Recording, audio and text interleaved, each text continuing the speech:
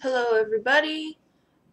Today is unluckily the 15th, but we're gonna do our what we need to know today, and then I'll make extra video later on so that we can have one for yesterday and one for today. Interesting fact, Barack Obama's name means one who is blessed in Swahili. So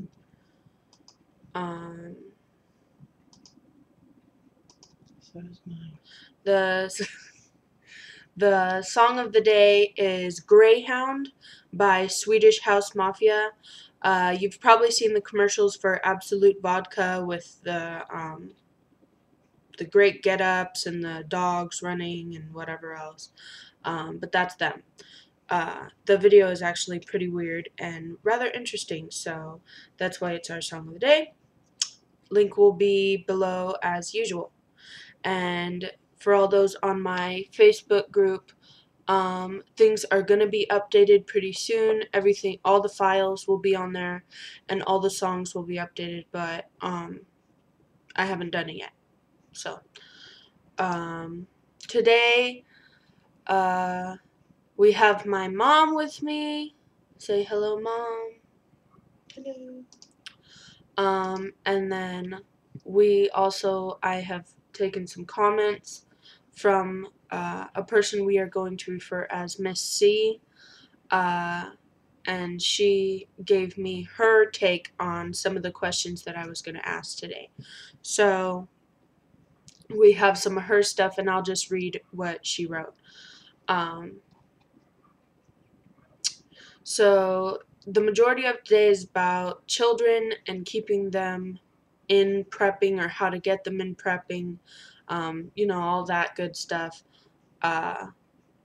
Between the ages of, I say 11 or 12 and 18, because at 11 or 12 they're turning into teenagers, so that's pretty much when it starts.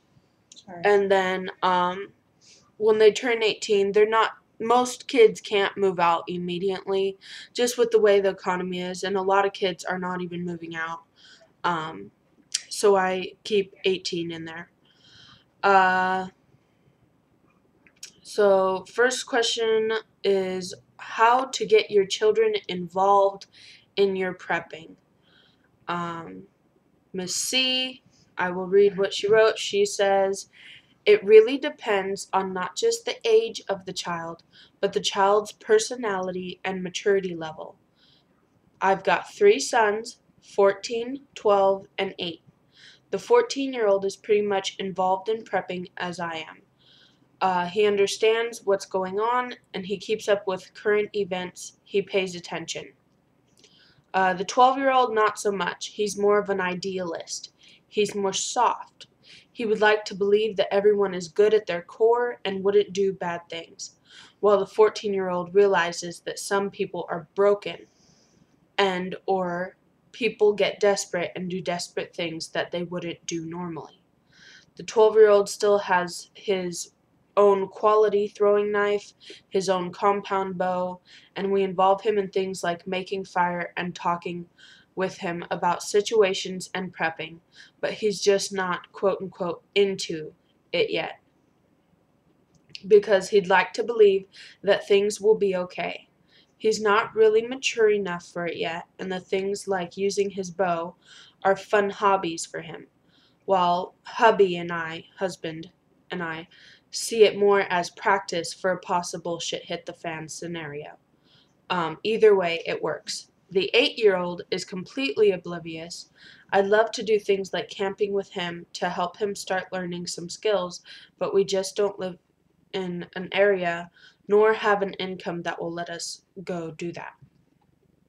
I loved her response, which is why I involved it. All of it. Because she has the perspective of pretty much all the ages. My mom has 3 kids. She has my older sister who is not a prepper in any way and thinks it's a joke. She has me who is a prepper and does not take this in any way funny. And then she has my brother who is 16 and he is not wanting to do any. He's kind of like Mrs.C's 12-year-old. He at moments is okay with it, but in the whole thing of it, he's not really, he doesn't believe that people will do that. He's made comments like, the government wouldn't do things to us and different stuff. So he's just not in the right mindset right now. He doesn't understand. So Mom, how would you get your how would you get your children involved in your prep? Not talking about Lennon. By the way, Lennon is my son. We've seen him before. He's just not in this age category, so we're not talking about. That's the age category. Yeah. This is real tough. It's a tough question because at this age, you're already getting your own ideas, own opinions on things. You're starting to get set in your ways.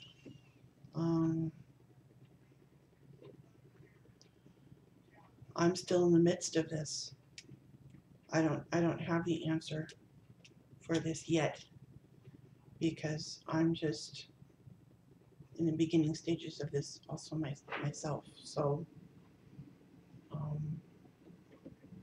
I'm still learning little by little on how to prep and get involved and things to do.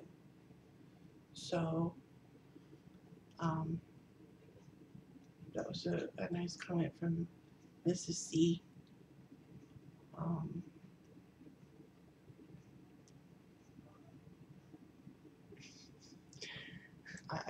I really don't. I mean, I'm just being very honest. I don't have the answers. I don't know really yet. By the way, this my mom, I've kind of explained it before, but she's very, very brand new to prepping. I've prepped for a while, but I never involved my family really. But we have different ways of looking Yeah. at things, and we see things differently.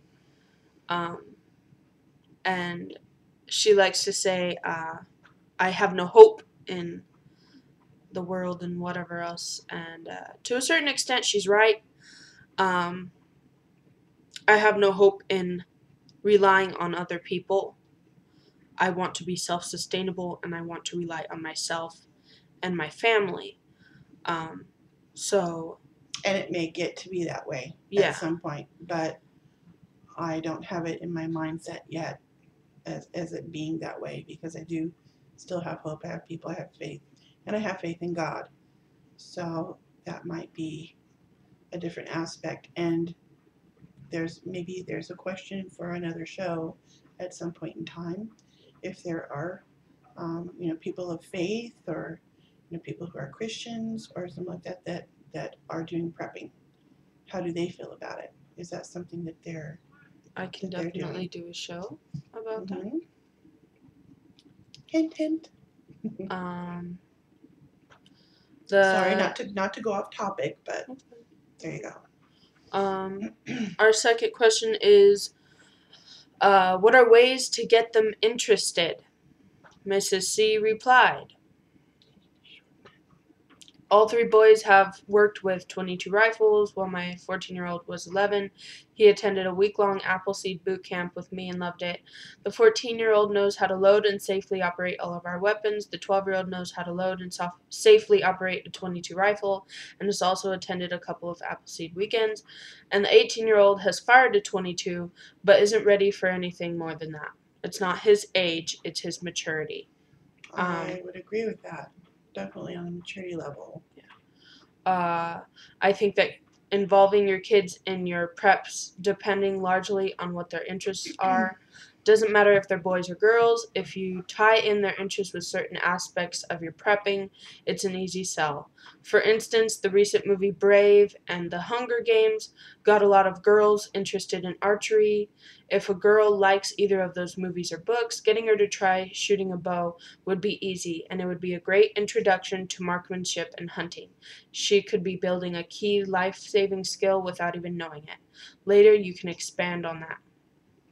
Boys seem naturally drawn to outdoorsy type things, so boys like that, and girls who are tomboys uh, are easy to introduce to the ideas of building skills and preparing.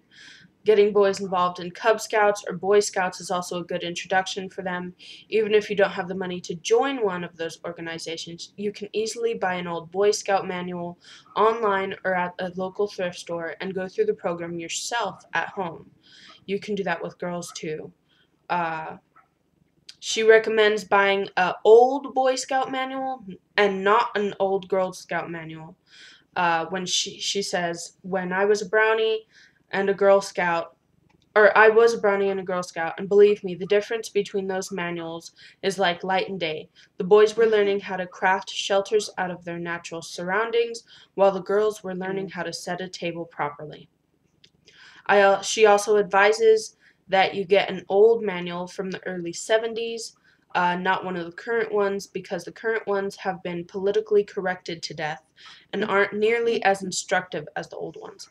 I agree with her 100%.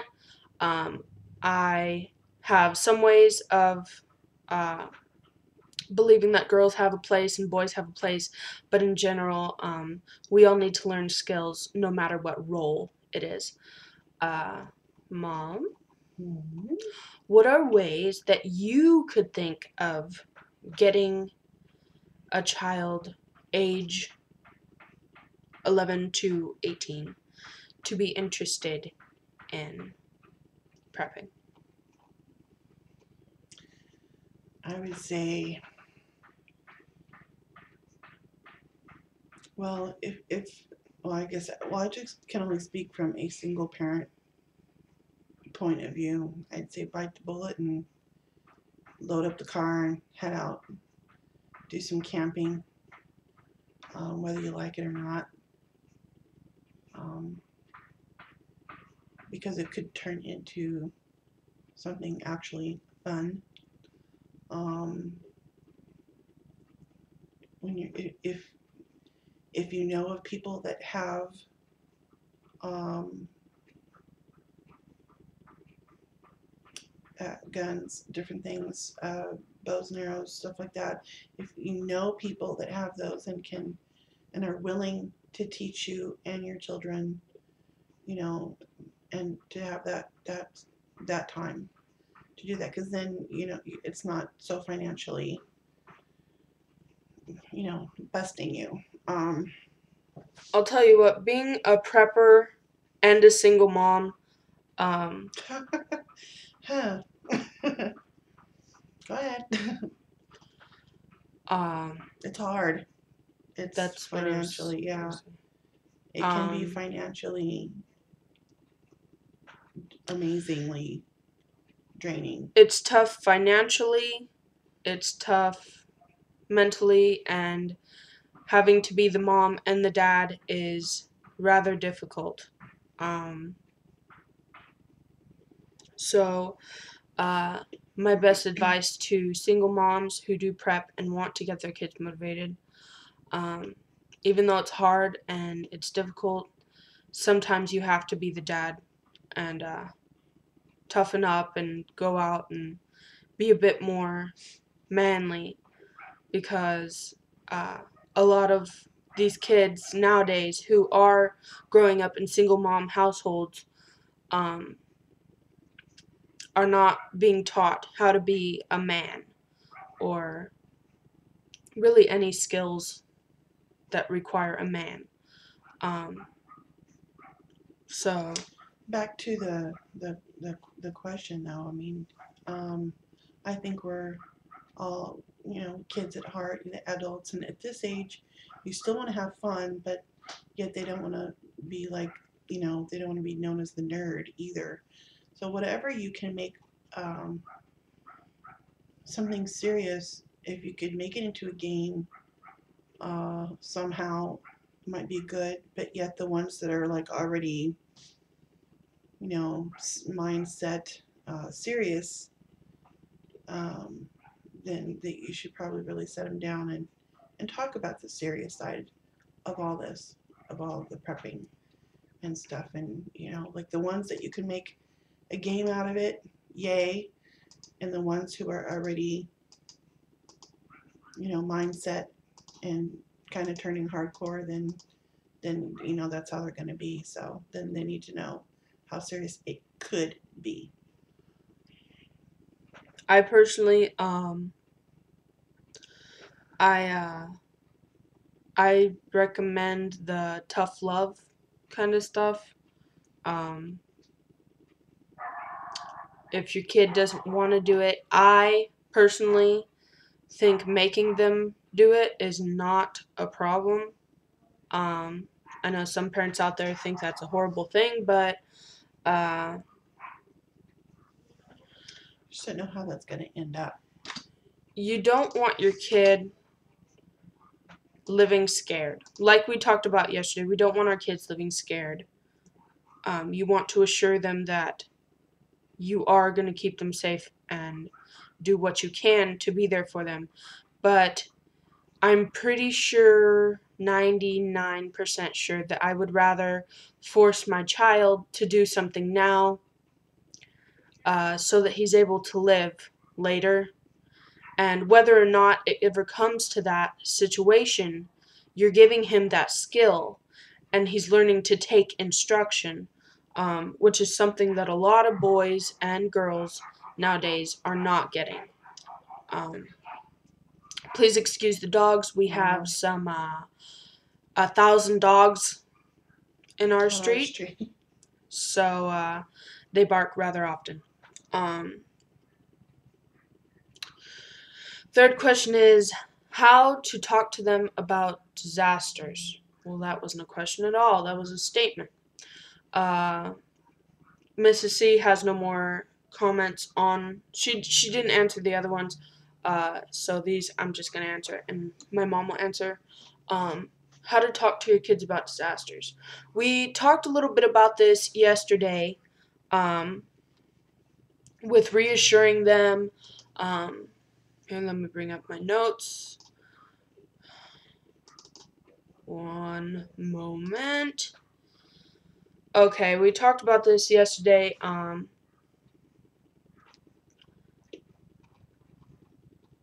Encourage, speak calmly, involve your children, practice the plan, give them specific tasks to make them feel important, spend extra time. I talked about that one for a good minute. And reestablish routines. I also mentioned please. Oh no, I didn't mention that. Oops. Anyway, our section on 11 through 18, I'll read that again just as a reminder. As children mature, their responses become more similar to those of adults. Much of adolescence is focusing on moving out into the world. Following a disaster, the world can seem more dangerous and unsafe. Teenagers may react by becoming involved in dangerous, risk-taking behaviors, such as reckless driving or alcohol and drug abuse, and others may become fearful of leaving the home and avoid social activity. Teenagers can become overwhelmed by their intense emotions and yet be unable to talk about them.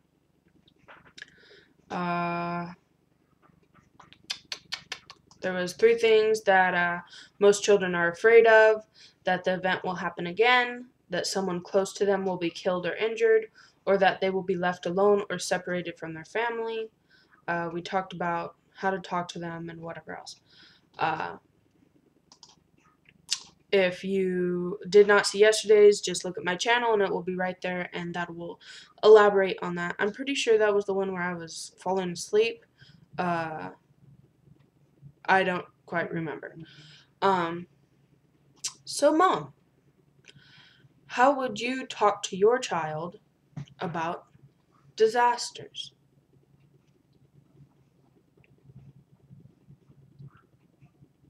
The possibility of disasters, what to do during a disaster, how to recover after a disaster, disasters. Well, the notes that you just read sounded logical. So if I could, if I could remember those myself, I can print them out for you. And just keep those in mind.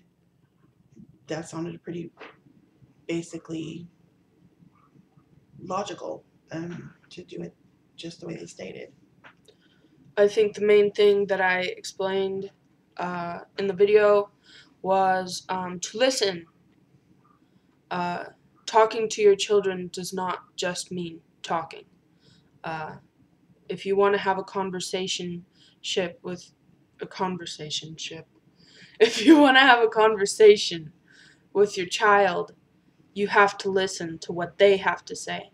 And even though a lot of kids are at that point where their simple answer is, I don't know, I don't know, I don't know, and they don't talk, you have to get them to open up, because that I don't know is just a wall that they have built, and I know exactly how it feels. You build up a wall, and then every time someone tries to get in that wall, you say, I don't know, or I don't want to talk about it, or whatever else. And all it is excuses, because you're too scared to let down that wall and let people in. So make sure that your kid talks to you and expresses their concerns, because whether or not they want to admit it, every child has a concern. Every child is scared of something. So make sure you listen and always explain to them that you are going to do as much as you can possibly do to keep them safe. But also remind them, not scare them, but remind them that there's always possibilities that something will happen, and they need to understand that. It's easier if you start them young. Um, don't make your child live in fear, but start them young to understand the issues. Uh, it's a lot harder with older children because, like my mom said, they are very set in their ways. They've got a lot going on with their own lives.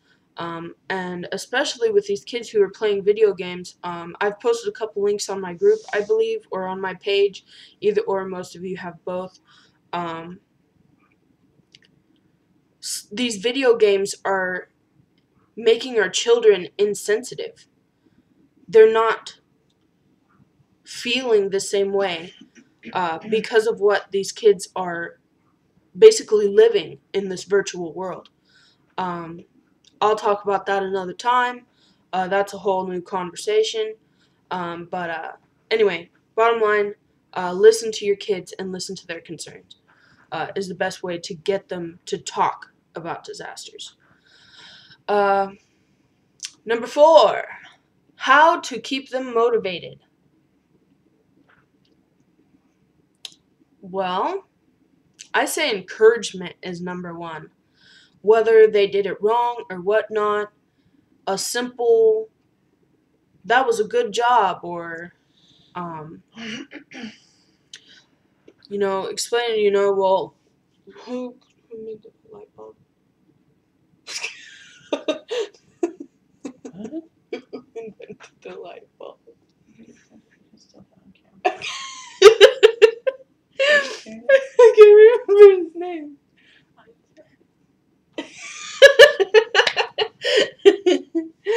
Anyway, you gotta make a lot of mistakes before you make a positive. I can't remember. Oh God. How would you keep? I'm skipping ahead to your 5. No, don't do that. Because I'm just, okay, well, never mind then. No, you just, how would you keep your child? Those two go together for me. Oh, okay. And my answer to them both would be a lot of example. She's trying to say, I don't know if you can hear or not. Well, the question, the four is how to keep them motivated. If you give up, they're going to give up.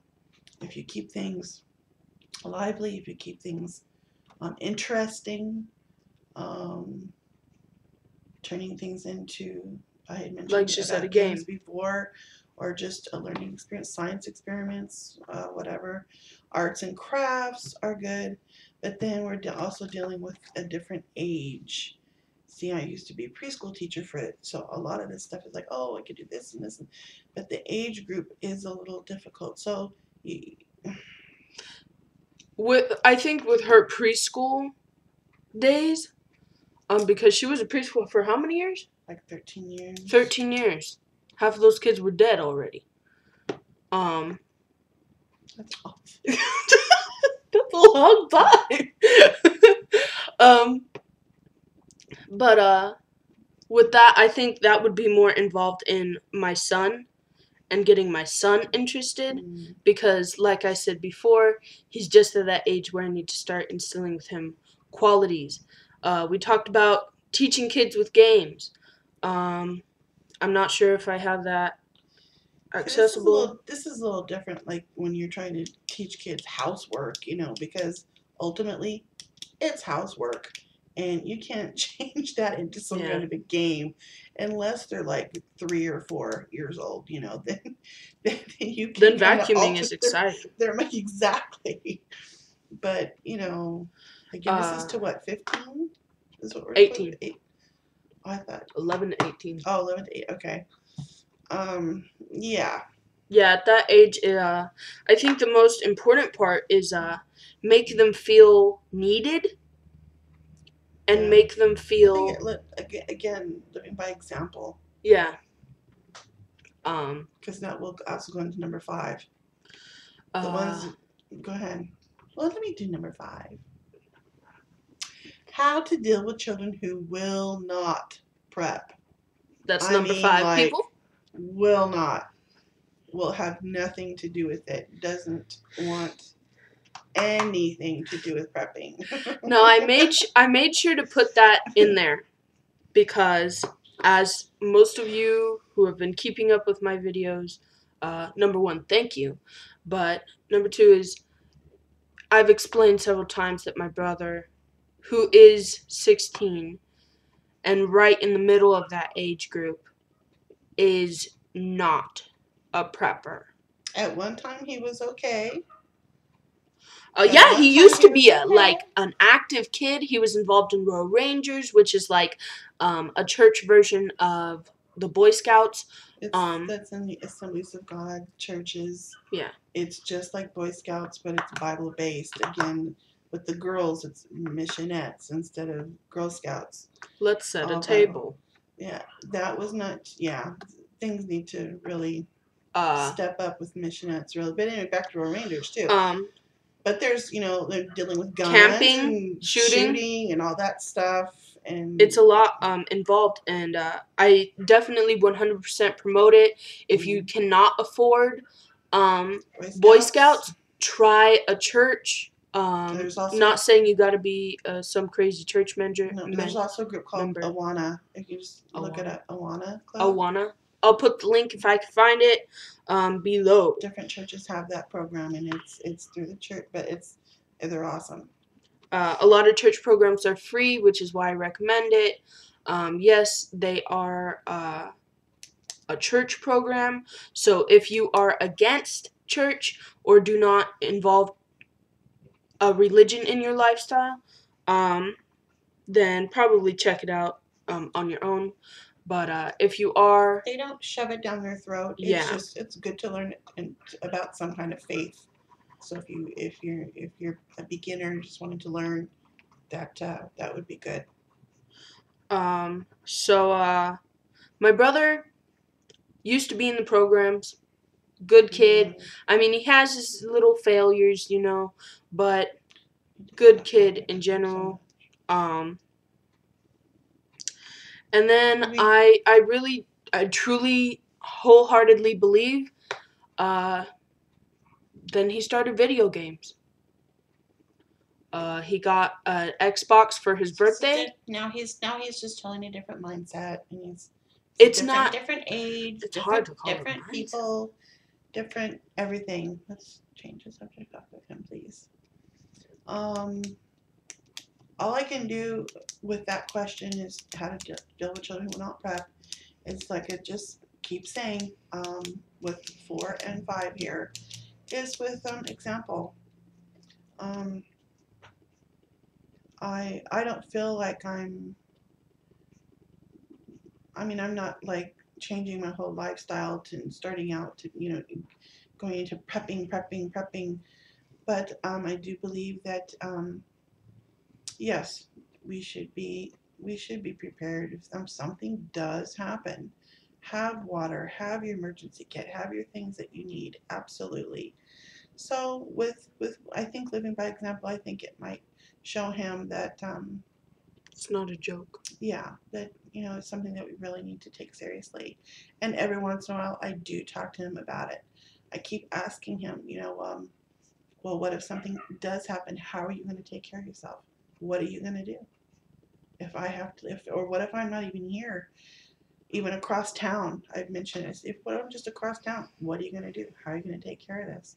So hopefully he will have the ideas, and he hears things.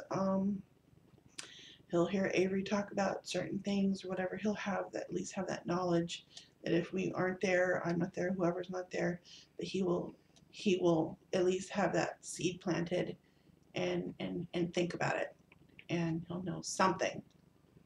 So anyway, okay, enough of that.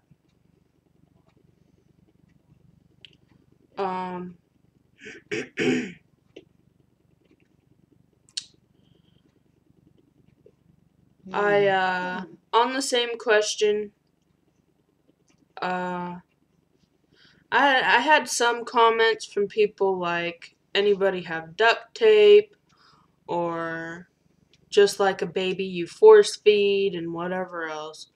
I just, it's a tough one because it depends on their maturity level. Really, if you just do not prep because they believe a certain way, they don't believe a certain way, it's hard because their maturity level has a lot to do with it.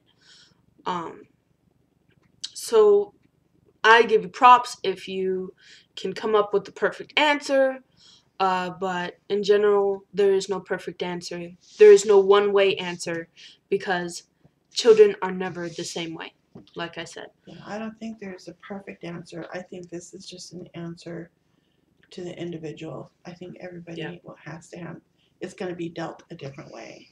So if they want to send in their ideas, please do. And I will make sure to. I think you have already put out there, like, what would you do? I actually tried to do that on just on my Facebook alone, but it didn't. For some reason, it didn't post. And then I kind of gave up. But I may still ask it. Just a question of what, not necessarily as far as just the prep. Not the prepping question, actually, but maybe just what would you do if there was a disaster Question of the day. Question of the day. Coming and your child didn't believe you or whatever. Oh, you're gonna reword it. We have not done question of the day for a couple days now, so here's question of the day. What would you do if a disaster happened and your only choice, because of the area that you're in or the extent of the disaster, whatever your reason, your only choice was to bug out? But you have a child who will not prep or bug out, technically. That child will not bug out with you. And that child is not a younger child where you can duct tape them and throw them in the car like a lot of you said. Oh my God. Oh yeah, they said, don't you have duct tape and rope in your bug out bag? It's like, no, that child is like a 250-pound, almost 5'10", big old boy. Like a grown man. Yeah, basically a grown man. A grown big old man. Or even if it was even a daughter, or daughter. Just a you child. have a child. As far as the age is concerned. How do you handle that? Person, yeah. But the age is under 18. They're under 18, but physically you can't. And the mindset, they are very stubborn and are not cooperative. So, would you leave them knowing that they might die?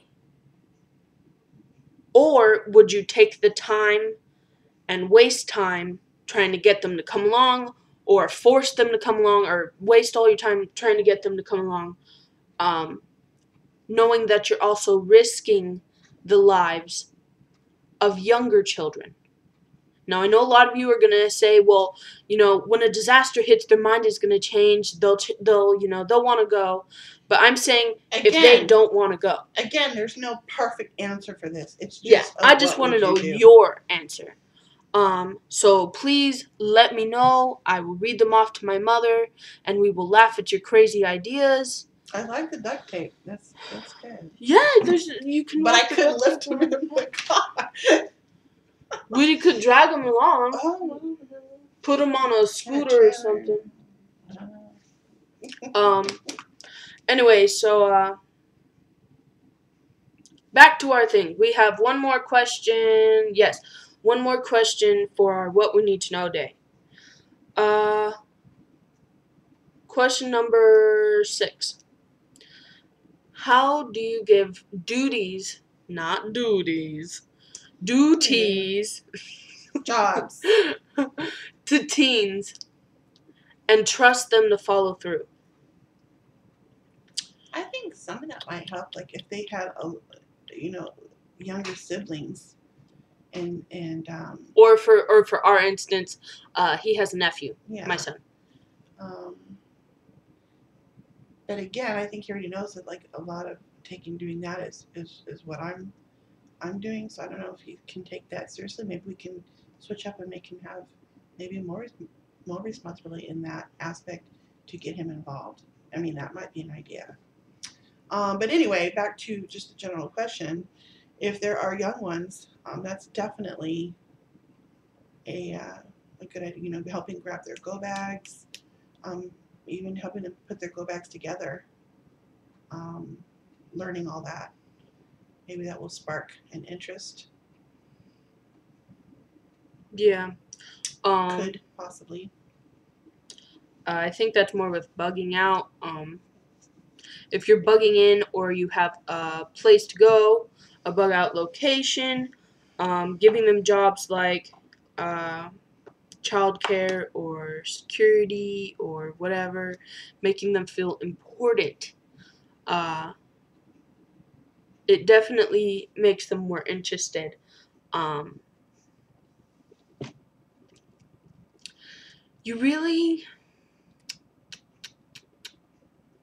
It depends. Once again, it depends on their maturity level. You can't give something as important as childcare or security or whatever to a child who cannot maturity-wise understand it or comprehend it or even follow through with it. It definitely depends on the age, because there's 10-year-olds that could handle that responsibility, and yet there might be a 17-year-old who couldn't, so that's a parent's, that's up to their discretion. They've got to figure that out. Yeah. It's a lot of these questions. Make it easy enough so that it's not overwhelming. Because, I mean, if you're in a disastrous situation, or just sometimes everyday life can get really overwhelming. So I mean, just chores in general are just, if there's homework and there's dinner prep, there's chores and all this stuff, and it gets overwhelming. So add a disaster to the rest of it, and my main thing is have it all written out, have instructions, have it all done now, and that way later on, all they have to do is look back at that, do what they're supposed to do. But again, don't make it complicated. Yeah, we have a bug out folder, like a binder. I will show it to you pretty soon. Has all our information. I won't show you that stuff, but has all our information in it, all the good stuff. And on the cover of it, it will have instructions for bugging out. It doesn't have them yet because we ran out of ink and we haven't been getting it. But on the front, it will say moment's notice. And that's just like if we have 2 seconds to grab what we can and get in the car, this is what we're grabbing. This person has to do this. This person has, just instructions. Then under that, it'll have, I forget if it's minutes notice or something like that. And then that has more of an extensive, this person put on this person do that, this person do that. The simple stuff. But really, the question, how to give duties to teens and trust them to follow through. I personally believe the only way to trust them to follow through is to see it ahead of time. Because you never really know how a kid is going to react in a disaster. But if you can know that without a disaster, they can still handle a responsibility or whatever, and they can handle it and have it done the right way, then that gives you that trust that they can handle it in a worse situation. So that's my thing. Instructions and practice is my answers. So, that is the end of our questions. Mom, do you have anything you want to add? Really? No, not really. So, we're going to say thank you to Mom for, being on our show and helping out. She has been doing a lot better with, prepping and absorbing knowledge, I guess I could say. So, anyway, thank you, Mom. I could add one thing though. Okay, hold on. We did talk about the financial part of it. If you have any ideas, just to save money on things that are needed.